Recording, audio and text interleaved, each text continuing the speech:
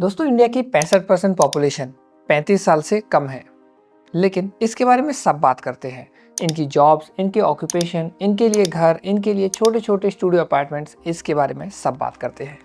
पर जिसके बारे में कोई बात नहीं कर रहा वो है इंडिया की 10% ऐसी पॉपुलेशन जो 65 साल से ऊपर है और इनके लिए पैसा नहीं, फ्रीडम मायने रखती है। हाय, मेरा नाम नितिन है और मैंने अपने 8 साल के रियल एस्टेट करियर में 7 साल सिर्फ सीनियर लिविंग प्रोजेक्ट्स पर ही काम किया है। उन्हें बारीकी से, नज़दीकी से पढ़ा है, समझा है और ये जाना है कि इनकी डिमांड तो बहुत है लेकिन सप्लाई काफ़ी कम है। क्यों? क्योंकि मार्केट में अवेयरनेस नहीं है। ये एक बढ़ती हुई इंडस्ट्री है और ये जानेंगे हम आज की इस वीडियो में। नमस्कार दोस्तों, आप देख रहे हैं कार्पोरेट एरिया। दोस्तों इस वीडियो में हम बात करेंगे बड़ी बड़ी कंसल्टेंसीज की जो बताती हैं कि सीनियर लिविंग इन इंडिया कहाँ जाएगा, क्या ग्रोथ है या इंडिया का कल्चर इसे एक्सेप्ट ही नहीं करेगा और कैन रिपोर्ट्स पर यकीन किया जा सकता है। इसे जानने से पहले मैं आपको 3 ऐसी स्टोरीज बताऊंगा जिन्हें आप रिलेट कर पाएंगे और आप समझ पाएंगे कि सीनियर लिविंग इन इंडिया सच में कहाँ जाने वाला है। मान लीजिए दुबई में बैठा राहुल अपने घर पे फ़ोन करता है। रात को पिताजी की तबीयत खराब है लेकिन आसपास कोई नहीं है। यूँ तो पिताजी डीएलएफ कमिलियाज में रहते हैं लेकिन उनके पास हाउस हेल्प के अलावा कोई और सपोर्ट नहीं है। मेडिकल असिस्टेंस पहुंचने में ज़रा सी भी देरी जान के लिए काफ़ी भारी पड़ सकती है। वहीं इंडिया में ही रहने वाली प्रिया अगर बेंगलोर में वीपी की पोजीशन पर काम कर रही है, वहीं उनके पिताजी दिल्ली में आलीशान कोठी में रहते हैं। माँ को थोड़ी तकलीफ हुई लेकिन अस्पताल जाने में आधे घंटे से ज़्यादा समय लग जाएगा। दिल्ली का ट्रैफिक है, हम सभी जानते हैं। और तीसरी स्टोरी जिससे हम सब रिलेट कर पाएंगे, हम सब अच्छे से पढ़ाई करके टियर 1 सिटीज़ में आके बस चुके हैं। हमारी इनकम बढ़ रही है लेकिन हमारे माता पिता की एज कम होती जा रही है। अब उनका ध्यान रखने के लिए या तो उन्हें गाँव में रहने दिया जाए जहाँ पर वो हमसे दूर हैं और अकेला फील करते हैं, या फिर उन्हें हमारे साथ रखा जाए। शहर में एक 4 BHK भी ले लिया जाए तो भी उन्हें वो आंगन नहीं मिलेगा, उन्हें वो खुशियाँ नहीं मिलेंगी। बात करने के लिए चौधरी साहब को दूसरे शर्मा जी शायद नहीं मिलेंगे और ये अकेलापन उन्हें अंदर अंदर खाते जाएगा। उनकी लाइफ लंबी होगी लेकिन मज़ेदार नहीं। और हाँ, जॉब के चलते अगर आपको अपनी लोकेशन बदलने पड़े तो ये परेशानी आपके साथ साथ आपके परिवार को भी उठानी पड़ती है। इसी के चलते एक इंडस्ट्री धीरे धीरे डेवलप होती गई जिसे हम सीनियर लिविंग के नाम से जानते हैं। वो सीनियर्स जिन्होंने खत से लेके आज व्हाट्सएप तक का दौर देखा है, वो नए ज़माने के साथ एडजस्ट करने के लिए, कोप अप करने के लिए जगह जगह अपने लिए बेस्ट फिट ढूंढ रहे हैं और उनके लिए बनती जा रही है सिल्वर इकोनॉमी, जिसमें वो अपने लिए तरह तरह की सीनियर फ्रेंडली चीज़ें ढूंढते हैं और वो काफ़ी कारगर भी साबित होती हैं। लेकिन सबसे बड़ी चीज़ क्या है? वो है जहाँ सीनियर्स रहते हैं, उनका अपना घर। अब घर में अकेले रहना उस पिंजरे की तरह हो जाता है जो चाहे सोने का ही क्यों ना हो, आपकी आज़ादी, आपकी खुशियाँ, आपके जीने के असली तौर तरीके से आपको दूर ले जाता है। आपकी ज़िंदगी में धीरे धीरे अकेलापन आ जाता है और इसी अकेलेपन को दूर करते हैं कम्युनिटी लिविंग।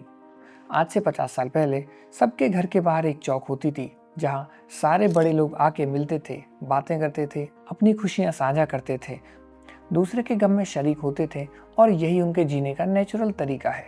एक उम्र के बाद इस पर तरह तरह की रिसर्च भी हुई है। मैस्लो नीड थ्योरी बताती है कि उम्र के साथ आपकी बेसिक नीड से बढ़ के आप सेल्फ एक्चुअलाइजेशन तक पहुंच जाते हैं। आपको सोसाइटी में रहना पसंद है, अकेले नहीं। मेटीरियलिस्टिक चीज़ें आपके लिए उतनी अच्छी नहीं हैं जितना शाम को ठहाके मार के दोस्तों के साथ हंसना, घुलना मिलना। अब हमारे दादाजी वाली जनरेशन ने अपनी नेक्स्ट जनरेशन को पढ़ाने लिखाने के लिए काफ़ी सेक्रीफाइस किए। अब जेन एक्स यानी वो जनरेशन जो 1965 से 1980 के बीच में बॉर्न हुई है, वो अपने पैरों पे खड़ी है। उनके पास अच्छा खासा पैसा है, या तो वो हाई नेटवर्थ इंडिविजुअल्स या एनआरआईज हैं और वापस अपने होम टाउन के पास रहना चाहते हैं, अपनी कम्युनिटी में रहना चाहते हैं, या फिर उनके बच्चे अपनी जॉब के लिए बाहर रह रहे हैं। वो अकेले हैं लेकिन उनके पास पैसा है। वो उस पैसे को बचाना नहीं बल्कि अपनी लाइफस्टाइल को बेटर करने के लिए इन्वेस्ट करना चाहते हैं। और यहीं से शुरू होती है सीनियर लिविंग इंडिया की नीड। दोस्तों JLL की 2022 की रिपोर्ट बताती है कि इंडिया के अंदर 10.5% सीनियर्स हैं और ये नंबर धीरे धीरे बढ़ते जा रहा है। 2022 में जहां 15 करोड़ सीनियर्स थे, वही 2050 तक बढ़ के 35 करोड़ सीनियर्स हो जाएंगे। और ये सब सीनियर लिविंग की तलाश में है, क्योंकि सभी संपन्न हैं, सभी को अपनी लाइफ एंजॉय करनी है। इन्होंने अपना प्राइम टाइम अपने बच्चों को पढ़ाने लिखाने में दिया है और ये खुद भी कैपेबल हैं अपनी लाइफ को अपग्रेड करने के लिए, और करें भी क्यों ना। ये डिमांड पहले यूएस और ऑस्ट्रेलिया में आई, तो वहाँ पे रियल एस्टेट के अंदर लगभग 6% पेनिट्रेशन सीनियर लिविंग का है।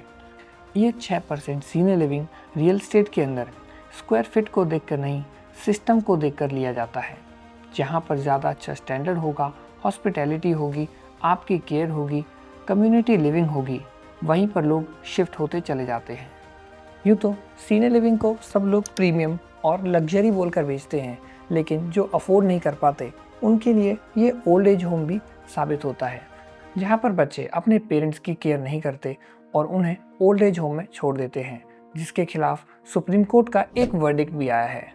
मगर सीनियर लिविंग कोई ओल्ड एज होम नहीं है, ये कंपल्शन नहीं, चॉइस है, जहाँ पर सीनियर्स अपनी मर्जी से आते हैं।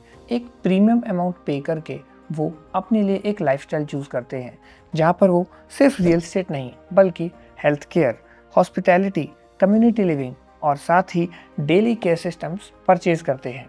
वो अपने जीने की सारी हसल्स को छोड़ के लाइफ को एंजॉय करना चाहते हैं। वो योगा क्लासेस करते हैं, आर्ट एंड क्राफ्ट में जाते हैं, बैडमिंटन खेलते हैं, एक्टिव हैं तो एक्टिव सीनियर लिविंग चूज़ करते हैं। अगर उन्हें ज़्यादा केयर की ज़रूरत है, असिस्टेंस की ज़रूरत है, तो असिस्टेड सीनियर लिविंग चूज़ करते हैं। और इसी तरीके से सीनियर लिविंग को फर्दर कैटेगराइज कर दिया गया है।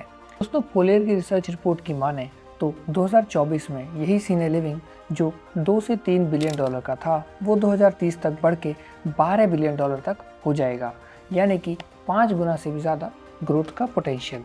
रिसर्च रिपोर्ट्स की माने तो जहां मार्केट पोटेंशियल 22 लाख यूनिट का है, वहीं सप्लाई केवल 22,000 सक्सेसफुल यूनिट्स की है।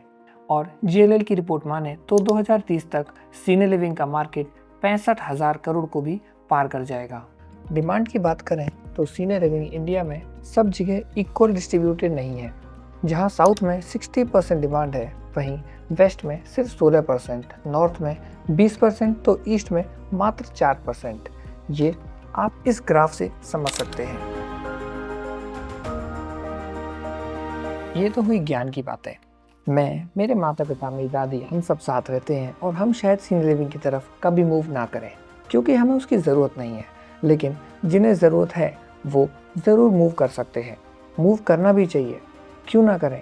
आप अपनी लाइफ अपनी मर्जी से जी सकते हैं, खुल के जी सकते हैं। आपको किसी पर डिपेंड नहीं रहना है। आप आत्मसम्मान के साथ अपनी ज़िंदगी जी सकते हैं।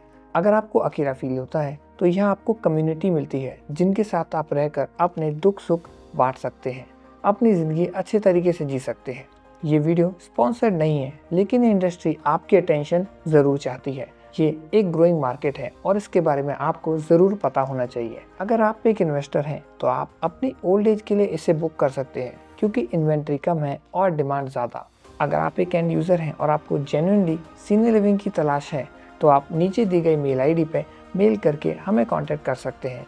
हमारी टीम आपको कंसल्ट करके कुछ ऑप्शंस ज़रूर बता देगी। अगर आपको वीडियो पसंद आई तो कमेंट बॉक्स में आपका फेवरेट सीनियर लिविंग कौन सा है वो लिख सकते हैं। और अगर आपका कोई सवाल है तो आप हमें मेल करके ज़रूर पूछ सकते हैं। वीडियो पसंद आई तो वीडियो को लाइक ज़रूर करें और ऐसी ही जानकारी जानने के लिए कारपेट एरिया को सब्सक्राइब करना ना भूलें। मिलते हैं अगली वीडियो में सिर्फ कारपेट एरिया पर।